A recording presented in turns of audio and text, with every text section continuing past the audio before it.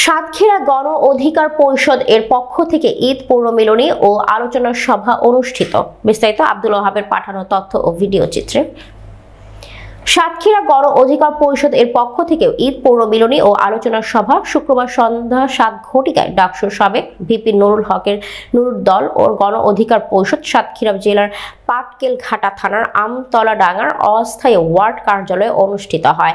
উক্ত অনুষ্ঠানে বাংলাদেশ যুব অধিকার পরিষদের সাতক্ষীরা জেলার সভাপতি তবিবুর রহমান এর সভাপতিত্বে প্রধান অতিথি হিসেবে উপস্থিত ছিলেন সুপ্রিম কোর্টের বিশিষ্ট আইনজীবী ও গণ অধিকার পরিষদের উচ্চতর সদস্য অ্যাডভোকেট খালিদ হোসেন সোহাগ, গণ অধিকার পরিষদের কেন্দ্রীয় সহ সাহিত্য ও সাংস্কৃতিক বিষয়ক সম্পাদক আলমগীর হোসেন, জেলা শ্রমিক অধিকার পরিষদের সভাপতি আলতাফ হোসেন, জেলা পেশাজীবী পরিষদের আহ্বায়ক ডালি হাফিজুর রহমান, খুলনা জেলা যুব অধিকার পরিষদের সভাপতি লিটন ও সাধারণ সম্পাদক রবিউল ইসলাম, যুব অধিকার পরিষদের জেলা সাধারণ সম্পাদক আজিবুর রহমান, গণ অধিকার পরিষদের সাতক্ষীরা জেলার সভাপতি প্রার্থী ও বিশিষ্ট সমাজসেবক হাসানুর রহমান হাসান, যুব অধিকার পরিষদের তালা উপজেলার সাংগঠনিক সম্পাদক শাহিন আলম, যুব অধিকার পরিষদের সদস্য আনিসুর রহমান আনিস ও জিয়াউল সহ বিভিন্ন পর্যায়ের নেতৃবৃন্দ উপস্থিত ছিলেন। এসব অনুষ্ঠানে কোরআন তেলাওয়াতের মাধ্যমে শুরু হয়ে এবং সরকার পতনের সেই বিপ্লবী গানের মাধ্যমে অনুষ্ঠান শেষ হয়। অনুষ্ঠানে বিপুল সংখ্যক মানুষের উপস্থিতি। বিসমিল্লাহির রহমানির রহিম। আজকে এই আমতলাডাঙ্গা বাজারে বাংলাদেশ গণ অধিকার পরিষদ কর্তৃক আয়োজিত এই সন্ধ্যাকালীন সভায় উপস্থিত আছেন এই সভার সম্মানিত সভাপতি এবং বিভিন্ন ইউনিটের নেতৃবৃন্দ সহ স্থানীয় মুরব্বী এবং যুব সমাজের সবাইকে আমার আন্তরিক সালাম ও শুভেচ্ছা। আমি আপনাদের পার্শ্ববর্তী ডুমুরিয়া সন্তান, তো আমার কিন্তু এখন যেহেতু আমি ঘোষণা দিয়েছি যে নির্বাচন করব, তো আমি ঈদের সময় ছুটে চলেছি আমার অঞ্চলের মানুষের কাছে এবং সেটাই কিন্তু বেশি গুরুত্বপূর্ণ ছিল। তাহলে আমি এখানে আসলাম কেন? গত পরশুদিন আমাদের হাসান ভাই, আমাদের পেশাজীবী, যিনি অতি শীঘ্রই হয়তোবা গণ অধিকার পরিষদ সাতক্ষীরা জেলার দায়িত্ব পেতে যাচ্ছেন, তিনি এবং আমাদের পেশাজীবীর সভাপতি ঢালি হাফিজুর সহ বেশ কয়েকজন নেতাকর্মী আমার কাছে যান আমার গ্রামের বাড়িতে। হঠাৎ অনেকটা না বলেই এবং আমি তাদের আন্তরিকতায় মুগ্ধ হয়েছি, আমার বাসায়ও নিয়ে গেছি তাদেরকে এবং আমি মনে করেছি তারা যেহেতু এরকম আন্তরিক, তাহলে আপনারাও নিশ্চয়ই এরকম আন্তরিক মানুষ, সেজন্যই আমি আপনাদের কাছে চলে এসেছি। আপনাদের সত্যি আমি এসে মুগ্ধ হয়েছি এই গ্রামের মধ্যে। তো এখানে আর কয়েকটা পুরানো কথা বলি। দেখেন, 2018 সালে যে ভিপি নুরুল হক নূর ভাইয়ের হাত ধরে যে আন্দোলন শুরু হলো, এর আগে কিন্তু ফ্যাসিস্ট কাউকে রাস্তায় দাঁড়াতে দেয়নি, কিন্তু আমাদের সেই তরুণ টকবগে একঝাঁক ঢাকা বিশ্ববিদ্যালয় সহ অন্যান্য বিশ্ববিদ্যালয়ের ছাত্ররা জীবনের মায়াকে উপেক্ষা করে রাজপথে এসে সেই 18 সালে তাদেরকে বাধ্য করেছিল ছাত্র সমাজের ন্যায্য দাবি প্রতিষ্ঠিত করতে। এই যে তারুণ্যের যে সাহস তখন আরো এক ধাপ উজ্জীবিত হলো। এরপর আপনারা জানেন 19 সালে তিনি ডাকসুর ভিপি হলেন, যা ইতিহাসে বিরল। 28 বছরের মাথায় তিনি ভিপি হলেন কোন দলীয় সমর্থন ছাড়া। আসলে ওইখানে আমরা অনেকগুলো আসনে জিতেছিলাম, কিন্তু অনেক জোর করে দেখেছেন সেই বিগত হাসিনার সেই ডাইনি রূপ, ফ্যাসিস্ট রূপ, কোন কারণে আমরা 2টা পদ পেয়েছিলাম, বাকিগুলো আমাদের আজ সম্ভব হয়নি ডিক্লেয়ার করা। তারপর নিরাপদ সড়ক আন্দোলনও সফল হয়েছে তার নেতৃত্বে এবং ধর্ষণের সর্বোচ্চ শাস্তি যে মৃত্যুদণ্ড, সেটাও কিন্তু নূর ভাইয়ের আন্দোলনের মাধ্যমে প্রতিষ্ঠিত হয়েছিল। এবং আপনারা শুনলে অবাক হবেন, বিএনপির যে বর্তমান যে আইকন নেতৃত্ব তারেক রহমানের সঙ্গে আমিও অনেকবার মিটিং করেছি স্কাইপিতে, তিনিও বিস্মিত হয়েছেন যে নূর, আপনি কিভাবে এইভাবে আন্দোলন করেন যেখানে আমরা ব্যর্থ হচ্ছি। তাহলে আপনি বোঝেন তার প্রতি কিন্তু সবার শ্রদ্ধা আছে, এগুলো আপনারা জানেন। আচ্ছা, এরপরে দেখেন এই 7 জানুয়ারির নির্বাচনে আমাদের গায়ে নানা রকমের তকমা দেওয়ার চেষ্টা করেছিল, আমরা আওয়ামী লীগের বি টিম, এইটা ওইটা। কিন্তু যখন দেখেন আমাদেরকে কত প্রলোভন দেওয়া হলো, কোটি কোটি টাকা নূর ভাই যখন জোর করে ধরে নিয়ে গেছে, একদম ক্যাশ টাকা তরুণ নেত্রীর সামনে, নেতৃবৃন্দর সামনে এনে রেখে দেওয়া হয়েছে, যেখানে আমরা ঠিক মতো চলতে পারি না, অফিস ভাড়া দিতে পারি না, সেইখানে এমপি হওয়ার লোভ, মন্ত্রী হওয়ার লোভ, কোটি কোটি টাকার লোভ, এগুলার পিছনে আমরা এগুলার দিকে থু মেরে আমরা চলে আসছি। আমরা চাই জনগণের অধিকার প্রতিষ্ঠিত করতে।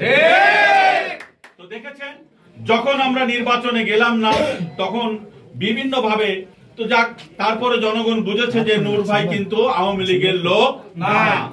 এরপরে দেখেন আন্দোলন যখন হলো, বিএনপি জামাতের অনেক নেতৃবৃন্দ কিন্তু ওই একই মামলায় আসামি ছিল। বিশ্বাস করেন, আমি ইতিহাসের সাক্ষী, প্রতিনিয়ত তাদের রিমান্ড শুনানি, রিমান্ড বাতিল শুনানি, জামিন শুনানিতে আমি অংশগ্রহণ করেছি, কিন্তু কোন নেতৃবৃন্দ অন্য দলের কথা বলার সাহস পায়নি। প্রিজন ভ্যান থেকে প্রথম দিনই নূর ভাই বলেছেন যে এই ফ্যাসিস্ট হাসিনার পতন না হলে আমাদের কারো রক্ষা নেই। তারপরে দেখেন 10% ধাক্কার কথা তো আপনারা জেনেছেনই, এটা আর বলার দরকার নেই।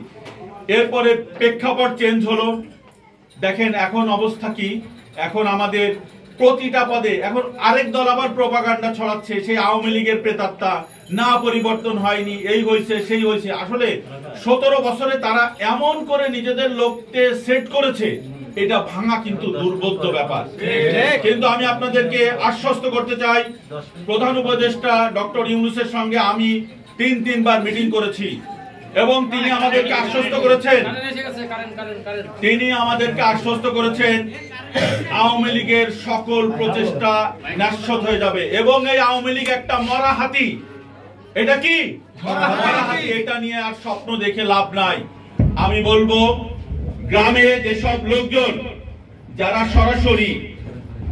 সরাসরি আমাদের সাধারণ মানুষের উপরে নির্যাতন করেননি বা অত্যাচার করেননি, হামলা মামলা দিয়ে হয়রানি করেননি, সেই সব সাধারণ কিছু আওয়ামী লীগারও কিন্তু ছিলেন।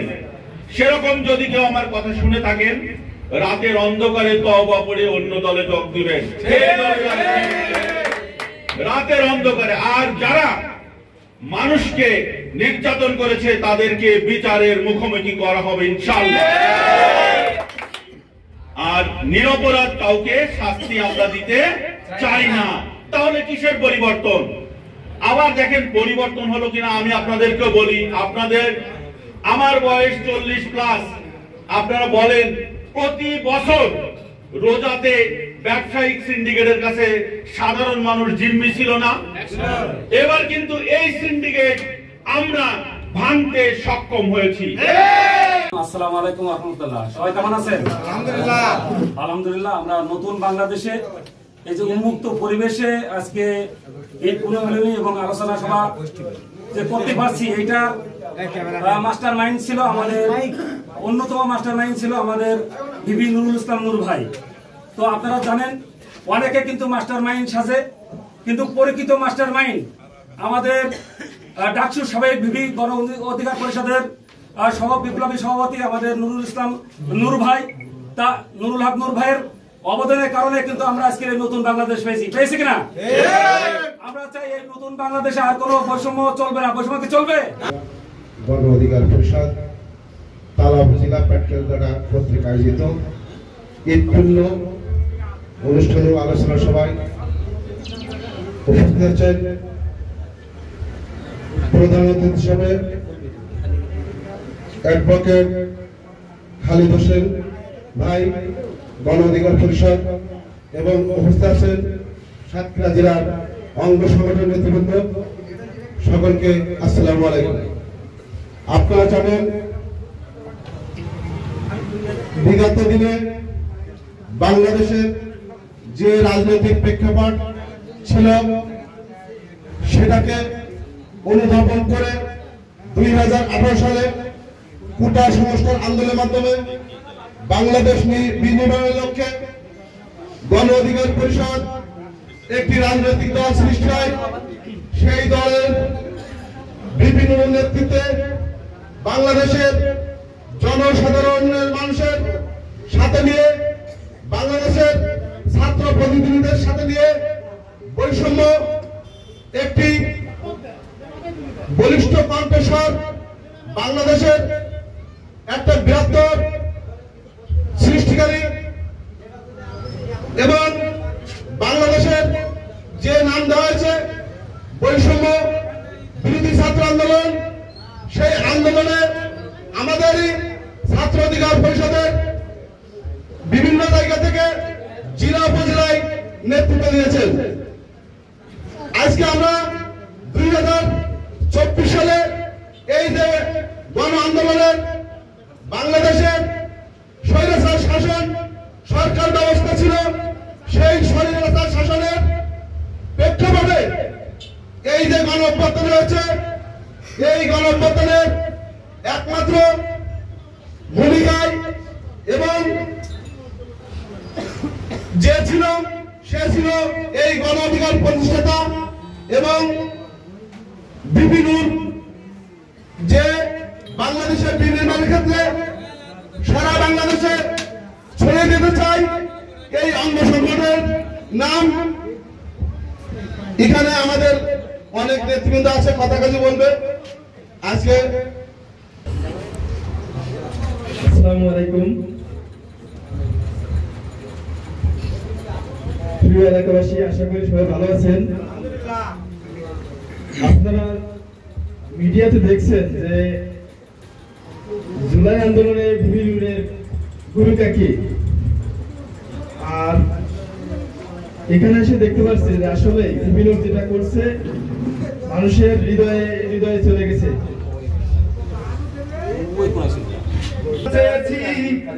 তাই তো রক্ত দিয়েছি, স্বাধীনতা ধরে রাখা এখন মোদের কাজ। সেই স্বাধীনতাকে নষ্ট করছে দখলদার। পালাইছে পালাইছে খুনি হাসিনা, পালাইছে ছাত্ররা দেশ থেকে স্বৈরাচার খেদাইছে। পালাইছে পালাইছে রে খুনি হাসিনা, পালাইছে পালাইছে পালাইছে রে স্বৈরাচারে পালাইছে। অহংকারে ভরা ছিল খুনি হাসিনার মন, খোসা মাইরা কইতো কথা যখন তখন।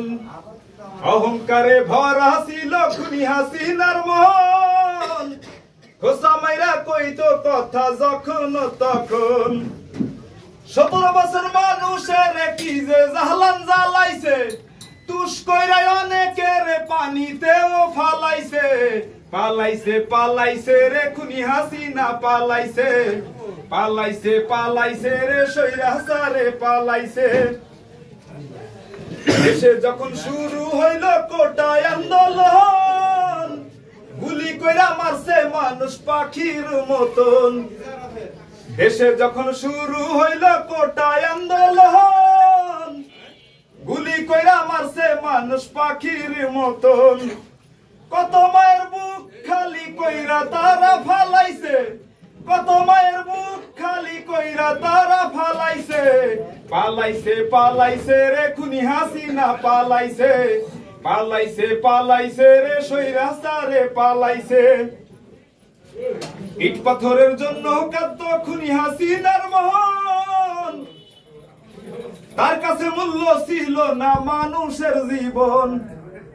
ইট পাথরের জন্য কাঁদত খুনি হাসিনার মন, তার কাছে মূল্য ছিল না মানুষের জীবন। আওয়ামী লীগের এতিম কইরা ভারত গিয়া পালাইছে,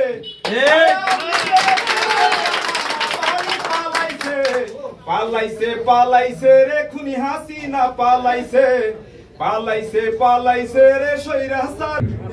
একটু পিছে যাও, পিছাই যাও।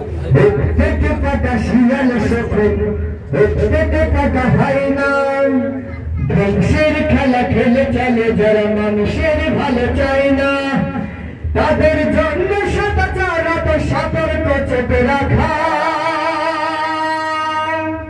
স্বাধীন দেশে উড়বেই যেন স্বাধীন পতাকা, স্বাধীন দেশে উড়বেই যেন কলমার পতাকা। টাকা শিয়াল সেগুলো টাকা হয় না, ধ্বংসের খেলা খেলে চলে যারা মানুষের ভালো চায় না তাদের জন্য সদাচারত সতর্ক চেপে রাখা স্বাধীন দেশে উড়বেই যেন স্বাধীন পতাকা স্বাধীন দেশে উড়বেই যেন কালেমার পতাকা সবুজের বুকে লাল সে তো উড়বেই চিরকাল সবুজের বুকে লাল সে তো উড়বেই চিরকাল সবুজের বুকে লাল সে তো উড়বেই চিরকাল সবুজের বুকে লাল সে তো উড়বেই চিরকাল স্বাধীন দেশে উড়বেই যেন স্বাধীন পতাকা স্বাধীন দেশে উড়বেই যেন কালেমার পতাকা দোলের গান ফসলের খানে রূপালি জোছনা রাত এলোমেলো করে দিতে চাই যদি অশুভ কালো হাত দোলের গান ফসলের খানে রূপালি জোছনা রাত এলোমেলো করে দিতে চাই যদি অশুভ কালো হাত বান্নর একাত্তরের চেতনায় আছে মাখা স্বাধীন দেশে উড়বেই যেন স্বাধীন পতাকা স্বাধীন দেশে উড়বেই যেন কালেমার পতাকা সবুজের বুকে লাল সে তো উড়বেই চিরকাল সবুজের বুকে লাল সে তো উড়বেই চিরকাল স্বাধীন দেশে উড়বেই যেন স্বাধীন পতাকা স্বাধীন দেশে উড়বেই যেন কালেমার পতাকা হাতে হাত ধরে একসাথে লড়ে হিন্দু সন্ত্রাস এদেশের বুকে সুন্দর আর সত্যের হবে বাস হাতে হাত ধরে একসাথে লড়ে হিন্দু সন্ত্রাস এদেশের বুকে সুন্দর আর সত্যের হবে বাস এসব নিয়ে তার আমাদের প্রস্তুত হয়ে থাকা স্বাধীন দেশে উড়বেই যেন স্বাধীন পতাকা স্বাধীন দেশে উড়বেই যেন কালেমার পতাকা সবুজের বুকে লাল সে তো উড়বেই চিরকাল সবুজের বুকে লাল সে তো উড়বেই চিরকাল সবুজের বুকে লাল সে তো উড়বেই চিরকাল সবুজের বুকে লাল সে তো উড়বেই চিরকাল স্বাধীন দেশে উড়বেই যেন স্বাধীন পতাকা